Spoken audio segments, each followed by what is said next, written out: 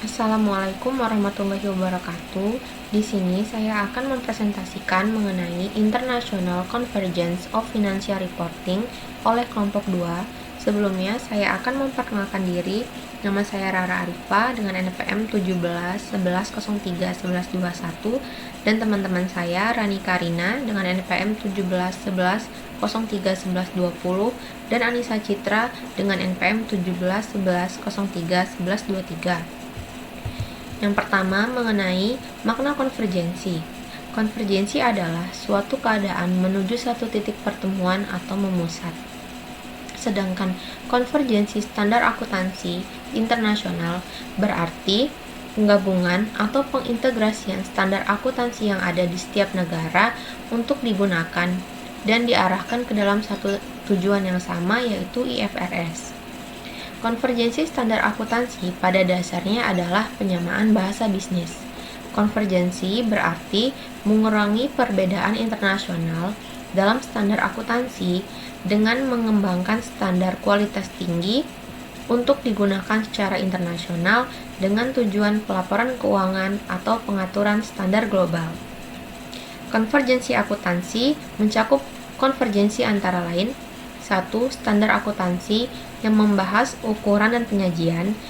Kedua, penyajian terkait penawaran surat berharga dan daftar bursa efek yang dibuat oleh perusahaan go public.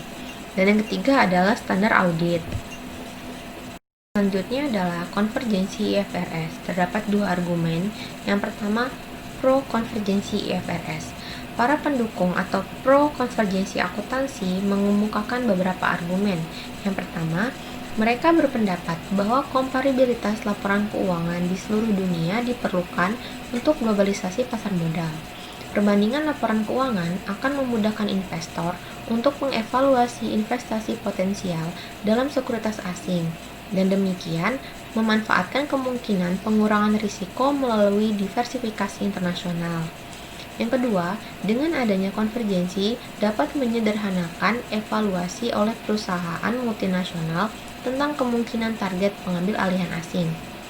Yang ketiga, konvergensi akan mengurangi biaya pelaporan keuangan bagi perusahaan yang berusaha mencatatkan sahamnya di bursa saham asing.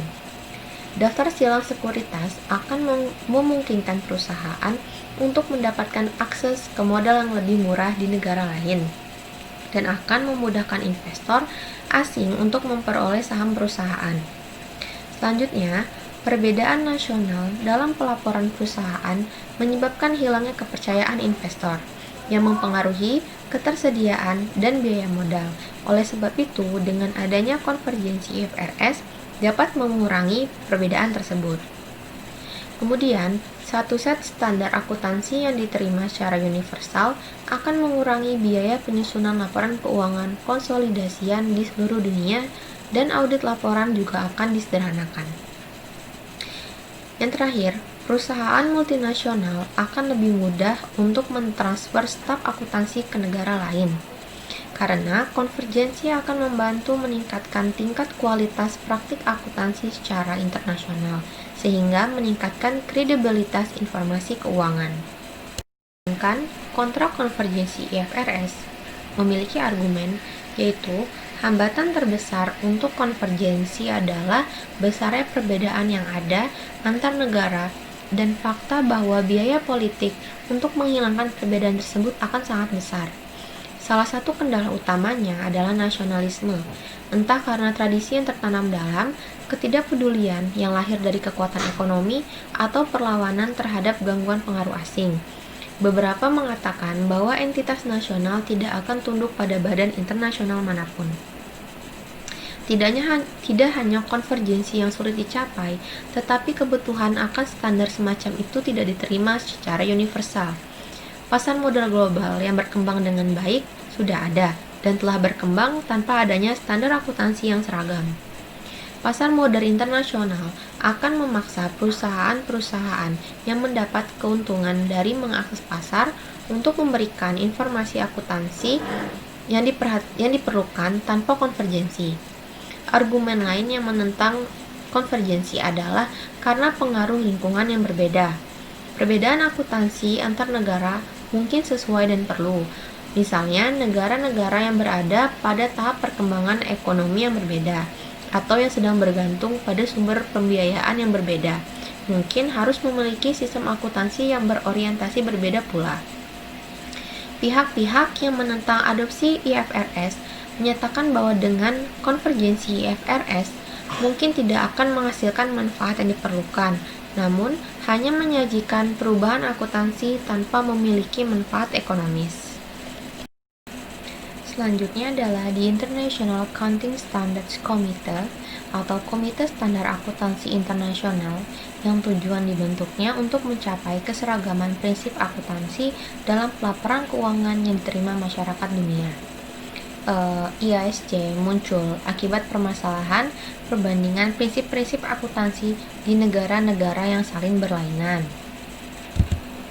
Sehingga pada tahun 1973 dibentuklah suatu badan swasta independen yaitu IASC yang beranggotakan anggota organisasi profesi akuntan dari 9 negara yaitu Australia, Kanada, Prancis, Jepang, Meksiko, Belanda, UK, US, dan Jerman Barat.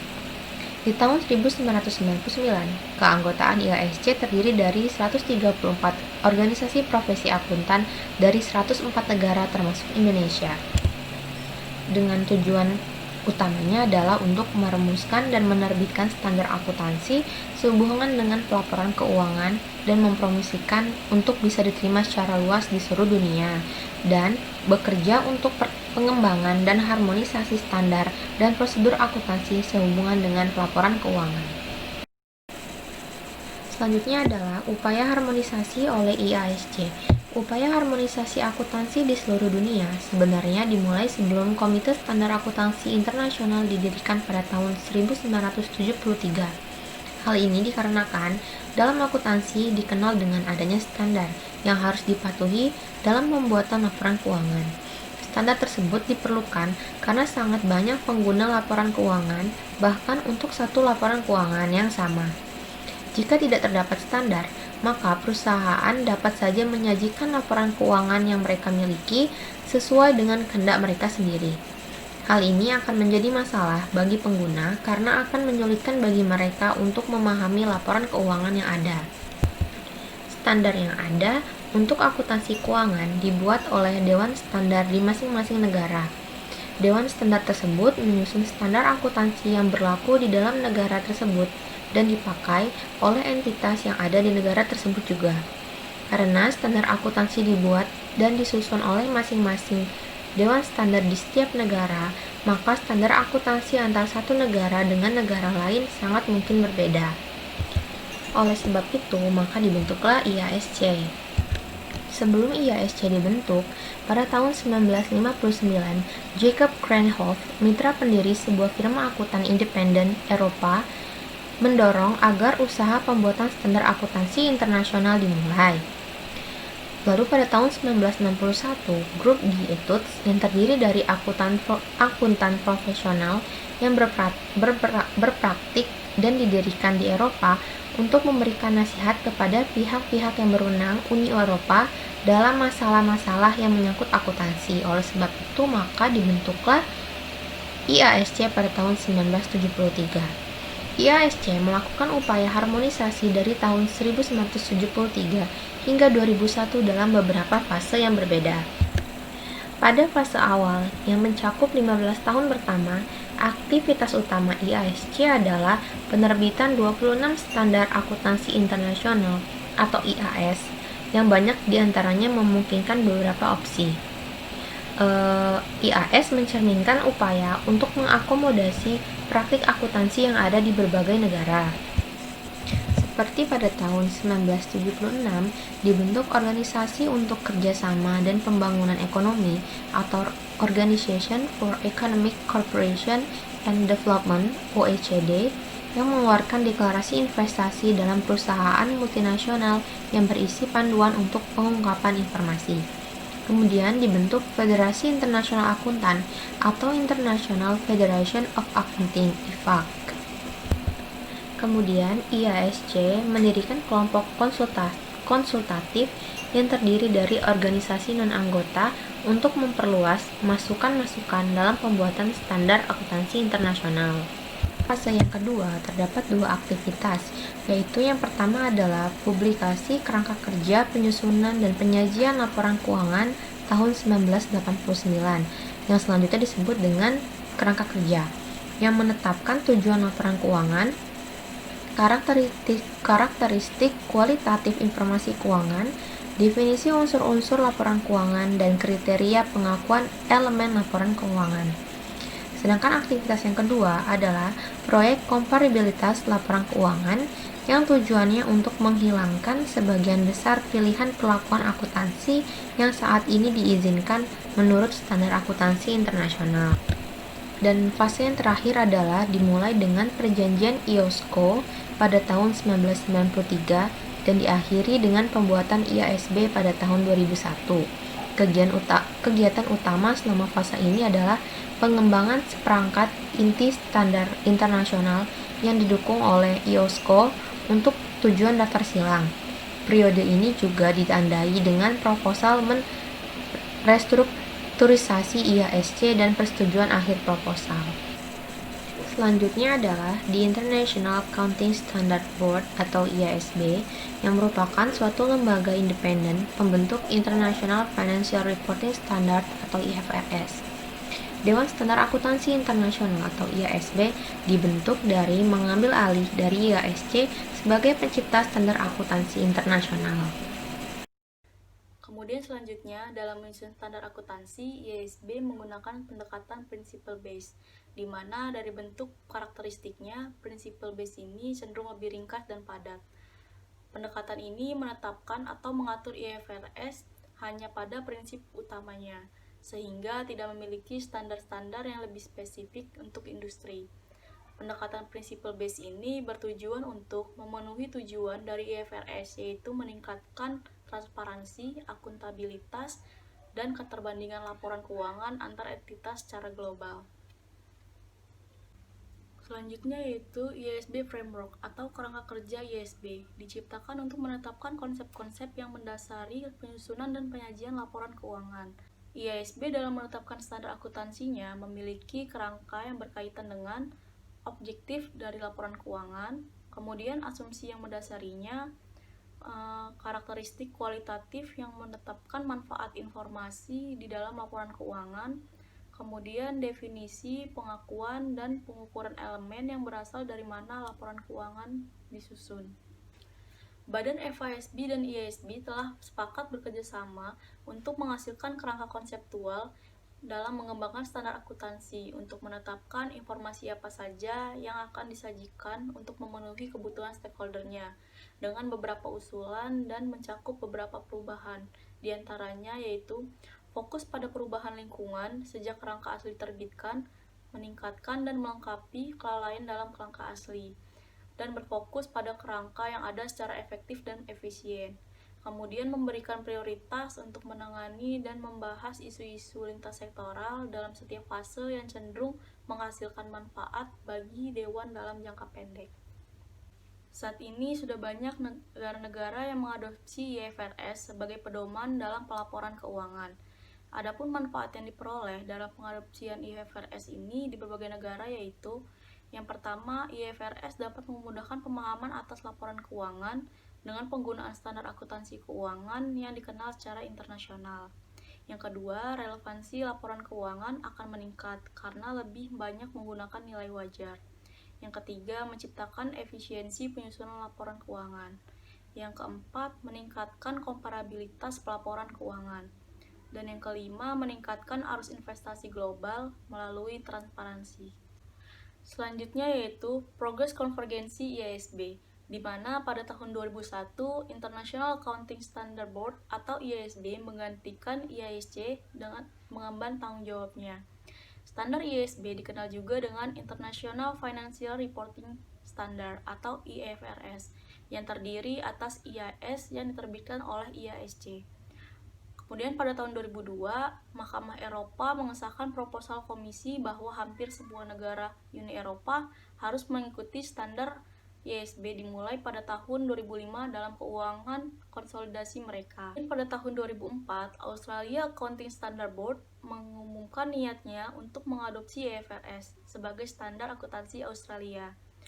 Kemudian tahun 2005, Menteri Keuangan Cina melakukan konvergensi standar akuntansi Cina dan IFRS 2007. Kemudian IASB dan Badan Standar Akuntansi Jepang meluncurkan proyek konvergensi. Pada tahun 2006, FASB dan IASB menandatangani memorandum pemahaman yang menjadikan tonggak sejarah yang harus diraih kedua badan tersebut agar dapat menunjukkan kepada SEC dan Komisi Uni Eropa level konvergensi yang dapat diterima, yaitu antara GAAP dan IFRS. Makna Anglo-Saxon Accounting. Anglo-Saxon atau Anglo-Amerika digunakan untuk sekelompok negara termasuk Amerika Serikat, Inggris Raya, Kanada, Australia, dan Selandia Baru. Anglo-Saxon adalah suatu sistem hukum yang didasarkan pada jurisprudensi, yaitu keputusan-keputusan hakim terdahulu yang kemudian menjadi dasar putusan hakim-hakim selanjutnya. Kasus 3.1 Jardine Matheson. Kelompok Jardine Matheson didirikan pada awal tahun 1830-an. Akar perusahaan didirikan pada tahun 1832 di Canton oleh S.W. Jardine dan J. Matheson di Cina. Perusahaan ini didirikan dengan nama Jardine Matheson & Co. Perusahaan yang termasuk dalam portofolio terdiversifikasi Jardine Matheson dianggap sebagai pemimpin di bidang properti, retail, layanan transportasi, perdagangan motor, hotel, pialang asuransi, teknik, dan konstruksi. Jardine Matheson menggunakan kerangka standar pelaporan keuangan internasional IFRS untuk menyajikan sejumlah laporan keuangan antara lain laporan laba rugi, laporan pendapatan komprehensif, neraca konsolidasi, laporan perubahan ekuitas, dan laporan arus kas. International Accounting Standard adalah standar pelaporan keuangan internasional yang diadopsi oleh Dewan Standar Akuntansi Internasional (IASB), yang menjabarkan pedoman penyajian laporan keuangan dan menetapkan persyaratan minimum dalam menyusun laporan keuangan yang berlaku untuk semua laporan keuangan yang didasarkan pada standar pelaporan keuangan internasional IFRS. Pedoman implementasi dari IAS 1 dalam menyajikan laporan posisi keuangan sebagai berikut. Aset terdiri dari aset tidak lancar dan aset lancar. Ekuitas terdiri dari hak non-pengendali. Ekuitas yang dapat didistribusikan ke pemilik entitas induk. Liabilitas. Liabilitas terdiri dari jangka pendek dan liabilitas jangka panjang. Jardine menyajikan laporan laba rugi konsolidasi, neraca, laporan arus kas, dan laporan perubahan ekuitas dalam laporan tahunannya sebagaimana disyaratkan oleh IAS 1. Penyajian neraca Jardine mengklasifikasikan aset dan kewajiban sebagai lancar dan tidak lancar seperti yang disyaratkan oleh IAS. Format yang digunakan oleh Jardine pada dasarnya berbeda dari ilustrasi neraca IFRS. Namun, item minimum yang disyaratkan oleh IAS 1 disajikan dengan kemungkinan pengecualian bahwa Jardine tidak memisahkan laba ditahan atau retained earnings dari cadangan lain atau other reserve, tetapi menggabungkannya dalam pendapatan dan cadangan lain, yaitu revenue and other reserve. Adapun beberapa perbedaan catatan terminologi IAS dalam laporan keuangan Jardine, yaitu IAS 1 terdiri dari property, plant and equipment, inventories, cash and cash equivalents, trade and other payable, return earnings. Sedangkan Jardine Matheson terdiri dari tangible asset, stock and work in progress, bank balance and other liquid funds, creditor and accrual, revenue and other reserve. Sekian presentasi dari kelompok kami. Mohon maaf bila terdapat kesalahan. Wabillahi taufiq wal hidayah. Wassalamualaikum warahmatullahi wabarakatuh.